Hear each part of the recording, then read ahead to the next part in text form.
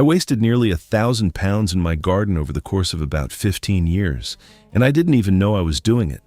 Not on fancy tools, not on garden center splurges.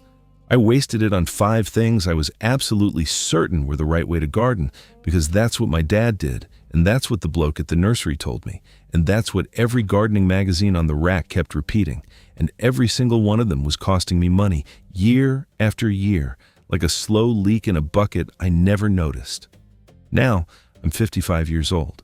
I've been growing food and flowers since I was a boy, following my grandfather around his vegetable patch with a tin watering can. And I'll tell you straight, the thing that finally turned my garden around wasn't some clever new trick from the internet. It was unlearning 5 myths so common, so deeply baked into how we all garden, that questioning them feels almost rude. But once I did, my soil got richer, my harvest got bigger, my water bill dropped, and I stopped buying half the rubbish I used to drag home from the garden center every spring. Today, I'm going to walk you through all 5, the myths, why they're costing you real money, and exactly what to do instead. And stick with me to the end, because the 5th one is the one almost nobody talks about, and it's quietly the most expensive of the lot. It cost me more in lost harvests than the other 4 combined before I figured it out. Let me start with the first one, because it's the one that hooked me hardest for the longest. The myth that you have to dig your soil over every single year. Turn it, rotivate it, double dig it if you're feeling ambitious. I did this religiously for nearly 2 decades. Every spring, out came the spade, over went the soil, and I'd stand there at the end of the afternoon with a sore back, looking at a freshly turned bed, feeling like a proper gardener. The trouble was, my soil was getting worse, not better. The more I dug, the more I had to feed it. The more I fed it, the more weeds came up. And every year I was buying bags of compost and fertilizer to fix problems my own spade had caused. Here's what's actually happening underground when you turn your soil. Beneath your feet, there's a living network of fungi, bacteria, earthworms, and microscopic creatures that took years to establish. The fungal threads, what scientists call mycorrhizae, link up to plant roots and pass nutrients back and forth. The earthworms drag organic matter down from the surface and aerate the soil from the inside out. Now, when you slice through all of that with a spade, you destroy in 20 minutes what took the soil 5 years to build. The fungal networks get severed, the earthworm tunnels collapse, the microbe communities get flipped upside down, exposed to sun and air, and most of them die off within hours. What you're left with is a sterile, fluffy-looking bed that drains too fast, dries out too quickly, and grows weeds like nobody's business. Because here's the bit that really got me when I learned it. Every cubic foot of soil contains thousands of weed seeds, dormant, waiting. They sit there asleep until something brings them up to the light. And what brings them to the light? Your spade. Every time you dig, you're planting next year's weed problem. So what do you do instead? You go, no dig. And before anyone rolls their eyes, this isn't some new trendy thing. Old market gardeners have been doing this quietly for generations. The principle is simple. You feed the soil from the top. Every autumn, or every spring if that suits you better, you lay down 2 to 3 inches of well-rotted compost or composted manure right on top of your beds. You don't mix it in. You don't dig it through. You just leave it sitting there. The worms come up, drag it down, and do all the digging for you, 10,000 times more thoroughly than you ever could with a spade. The first year I tried this, I'll be honest, I was nervous. It felt lazy. It felt wrong. But by the end of that summer, my courgettes were the size of my forearm, my carrots came up clean and straight, and the weed pressure dropped to maybe 1/5 of what it had been. By year 3, I wasn't pulling weeds at all. The soil had become so loose, so dark, so alive, that anything that did pop up came out with 2 fingers. And the money I saved on bagged compost, fertilizer, weed killers, and aching back painkillers, well, that paid for a fair few seed orders, I can tell you. Now let me get to the second myth, because this one had me throwing money straight onto the bonfire for years. The myth that you need to fertilize your vegetable garden every 2 weeks during the growing season. liquid feed for the tomatoes, granular feed for the brassicas, special bloom booster for the peppers, bloodfish and bone for everything else. By August, my potting shed looked like a chemist shop, and I was shelling out 40, 50 pounds a season just on bottles and boxes of plant food. Here's the bit they don't tell you on the back of the box. Most home garden soil, even mediocre soil, already contains plenty of nutrients for most crops. What it lacks isn't the nutrients themselves. It's the biological activity to make those nutrients available to the plant. You can pour in all the nitrogen, phosphorus, and potassium you want, but if your soil biology is dead because you've been digging it and dosing it with synthetic feed for years, the plant can only access a fraction of what's there. Synthetic fertilizers are the gardening equivalent of fast food. The plant gets a quick green up, a sugar rush, and then crashes. The roots get lazy because food is being handed to them. The natural microbes that fix nitrogen from the air, that solubilize locked-up phosphorus, that mine trace minerals from the deep soil, those microbes get outcompeted and die back. So next season, you need even more fertilizer because the soil is even less capable of feeding itself. That's the treadmill. That's how the garden center keeps you coming back. What I do now costs me almost nothing. I make my own liquid feed from comfrey leaves, which grow like a weed in any spare corner of the garden. You stuff a bucket with comfrey leaves, weigh them down with a brick, fill the bucket with water, cover it loosely, and walk away for 3 to 4 weeks. It'll smell absolutely foul, I won't lie to you. But what you're left with is a thick, dark green liquid that's roughly equivalent to a high-potassium tomato feed.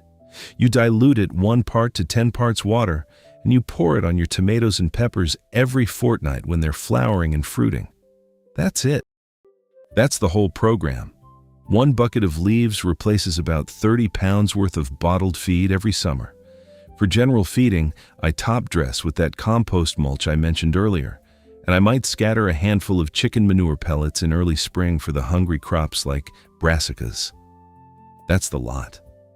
My harvests are bigger than they were when I was buying bottles of feed every other weekend because the soil is alive again and doing the job it was always supposed to do. Right, the third myth, and this one I see absolutely everywhere. The myth that you should water your garden every single evening, especially in summer. A nice gentle sprinkle, all the beds get a drink, the lawn gets a mist, and you go inside feeling like you've done your duty. I did exactly this for years, and I had 3 problems all the time. Weak plants that wilted in any heat over 25 degrees, bills from the water company that made my eyes water harder than the sprinkler did, and slugs. Lord, the slugs. Hundreds of the slimy things multiplying like mad in the constantly damp soil. Daily light watering is, hands down, one of the most expensive habits a gardener can have. And it's worse than just expensive, it actively harms your plants. Here's why. When you sprinkle the surface every evening, you're training the roots to stay shallow, right at the top inch or 2 of soil where the moisture is. Your tomatoes, which can naturally root down 2 or 3 feet deep, end up with a root system the size of a teacup. The moment you skip a watering or the moment a heat wave hits, those shallow roots dry out and the plant collapses. So you water more. The cycle gets worse. The plant becomes a needy invalid that can't survive an afternoon without you holding the hose. What works better and saves you proper money is the deep and infrequent approach. Once or twice a week, depending on the weather, you give each plant a really thorough soaking. For a mature tomato or a courgette, I'm talking 8 to 10 liters at the base, slowly, so it actually soaks down to where the deep roots can find it. Then, you walk away. You don't water again until your finger pushed 3 inches into the soil comes back up dry. That might be 5 days. It might be a week. It might be 10 days if it rains. The plants respond to this by sending their roots down, hunting for water. They become drought resistant. They become stronger. They produce more fruit because they're stable, not bouncing between soaked and parched every 12 hours. And the slug problem? It nearly disappears. Slugs need consistent moisture on the surface to thrive. Let the top inch of soil dry between waterings, and you've made your garden far less hospitable to them without spending a penny on slug pellets. The other thing I do, and this is genuinely free, is mulch. 2 to 3 inches of mulch over the soil surface around all my plants. I use straw mostly, sometimes grass clippings I've let dry for a few days first, sometimes shredded autumn leaves I bagged up the previous October. That mulch cuts evaporation from the soil by something like 70%. 70%. So the water you do put down stays available to the plant for days instead of hours. My water usage in the vegetable garden has dropped by more than half since I started doing this properly, and the harvests are bigger than they ever were. Now, the fourth myth, and this is one that costs people a small fortune at the garden center every spring without them even realizing it. The myth that you have to buy fresh seeds every single year. I see folks loading their baskets with 20-30 packets of seed every March. Tomatoes, beans, lettuce, carrots, peas, brassicas, the lot. At 3 or 4 pounds a packet, that adds up faster than you'd think. And the worst part is, most of those seeds are going to get used once, then thrown in the back of a drawer, then chucked out the following spring because the gardener assumed they'd gone off. Here's the truth, nobody at the till is going to tell you. Most vegetable seeds remain perfectly viable for 3 to 5 years if you store them properly. Some, like tomato and bean seeds, can last 7 or 8 years and still germinate at over 80%. The packet might say, sow by 2026, but that's a sell-by date, not a use-by date. The seed companies put it on there because they have to, and because frankly, it's good business to have you buying fresh every March. What I do is keep all my open seed packets in an old biscuit tin in the bottom of the wardrobe. Cool, dark, dry. That's all seeds need. I'll use a packet of carrot seed for 4 or 5 seasons, only buying new when the germination rate genuinely drops off. And before I sow, if I'm not sure about an old packet, I do a simple germination test. Take 10 seeds, lay them out on a damp piece of kitchen roll, fold it over, slip it into a sandwich bag, and leave it somewhere warm for the time the packet says they should sprout in. If 7 or 8 come up, you're in business, sow with confidence. If only 3 or 4 come up, you sow them a bit thicker than usual to compensate. If none come up, then you bin them. But I'd say 9 times out of 10, those seeds are absolutely fine. Going further, you can save your own seeds for free, forever. Beans are the easiest. Just leave a few of the best pods on the plant at the end of the season, let them dry to the point where the pods rattle, then shell them out into a paper envelope. Free seed, perfectly adapted to your garden for as many years as you want to grow that variety. Tomatoes are nearly as easy, as long as you're growing open-pollinated rather than F1 hybrids. Squash and pumpkins, peas, lettuce, all dead simple to save. I haven't bought bean or pea seed in 9 years. I don't think I ever will again. And then we come to the 5th myth, the one I told you about at the start, the one that quietly cost me more than all the others put together. The myth that you have to fight pests aggressively to protect your crops. Sprays, traps, barriers, slug pellets, beer traps, copper tape, netting, the lot.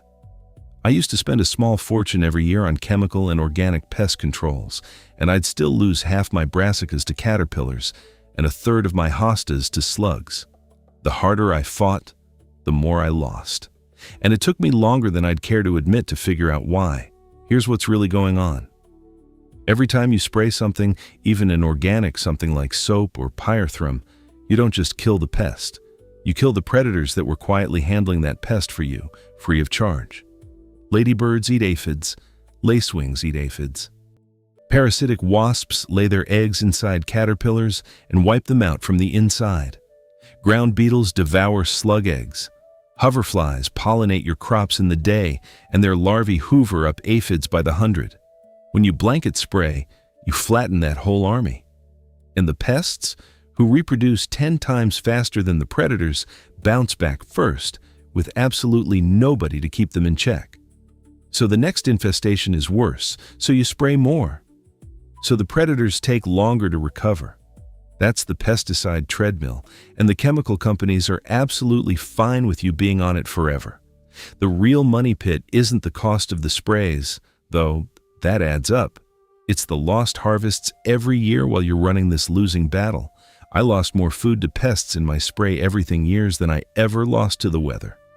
Once I stopped spraying, properly stopped, the predators came back within 2 seasons, and they don't take days off. They don't run out of stock at the garden center. They work 24 hours a day for free, forever. The approach I take now is what I'd call passive defense. First, I plant for biodiversity.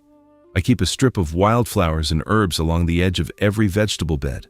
Calendula, borage, dill, fennel, alyssum, phacelia. These plants pull in hoverflies, lacewings, and parasitic wasps by the thousand. Second, I encourage shelter.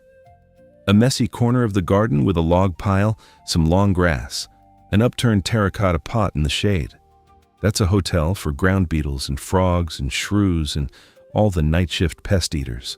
Third, I accept losses. A few caterpillars on the kale, a slug nibble on a hosta leaf, an aphid colony on a broad bean tip. That's not a problem. That's the food supply for the predators that keep the bigger problems away. If I wipe out every aphid, the ladybirds starve and leave my garden, and the next aphid wave hits with no defenders left. The one thing I do still actively manage is slugs around very young, very vulnerable seedlings. And for that, I don't use pellets. I use a beer trap, which costs a few pence in flat lager from the end of last weekend's barbecue, and I do nighttime patrols with a torch for the first 2 weeks after transplanting. After that, the plants are big enough to take a few nibbles, and I leave the slugs to the ground beetles and the song thrushes that have moved into my hedge because I stopped killing everything. The shift in cost has been remarkable. I used to spend something like 60 to 80 pounds a year on pest control products and lose maybe a quarter of my crop anyway. Now I spend almost nothing, and I lose less than 5%. That's not a small saving over the course of a gardening lifetime. That's hundreds of pounds and thousands of meals. So there you have the 5 myths that were quietly bleeding me dry every year. Digging my soil over when I should have been mulching the top. Buying bottles of fertilizer when comfrey and compost would do the job better for nothing. Watering every evening when deep weekly soaks build stronger plants. Buying fresh seed every spring when the packets in my drawer were still perfectly good, and spraying for pests when leaving the predators alone would have done it for free. Now, before I let you go, I want to be honest with you about something. Unlearning these myths takes time. It feels uncomfortable. The first year I went no-dig, I genuinely thought I'd ruined my garden. The first time I let an aphid colony sit on a broad bean instead of spraying it, I had to physically walk away from the plot. But every one of these changes paid off, and they paid off bigger and bigger every year as the soil and the ecosystem caught up to what I was asking of them. Gardening, the real old-fashioned money-saving kind, is about patience, observation, and trusting that nature got along just fine for millions of years before any of us showed up with a spray bottle. If you take just one of these 5 and try it this season, pick the one that bothers you most. The one where you're spending the most money or doing the most work for the worst result. Try it for 1 full growing season. Just 1. And then come down to the comments below and tell me what changed. I read every single comment, and I'll write back. Tell me which myth you've been stuck on the longest. Tell me which one surprised you, and tell me your zone or your part of the country, because the timings shift a bit depending on where you are. If this kind of honest, no-nonsense gardening talk is what you're after, give the channel a subscribe and hit that little bell so you don't miss the next one. I've got a video coming up on the cheapest, most effective compost setup I've ever built, total cost under 20 quid, and it produces enough finished compost to feed a quarter-acre vegetable garden every single year. You'll want to see that one. Until then, take care of your soil, trust the worms, and stop spending money the garden doesn't need you to spend. I'll see you out by the fence.